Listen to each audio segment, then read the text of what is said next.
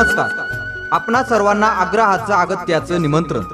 स्वर्गीय पैलवान केशवराव ढोरे प्रतिष्ठान आयोजित सामुदायिक विवाह सोहळा वडगाव मावळ आनंदी वातावरणामध्ये बुधवार दिनांक 1 मे 2024 रोजी तीर्थक्षेत्र पोटोबा महाराज मंदिर प्रांगण वडगाव मावळ या ठिकाणी संपन्न होत आहे. शुभ विवाह सोहळ्यातील कार्यक्रमाची रूपरेषा.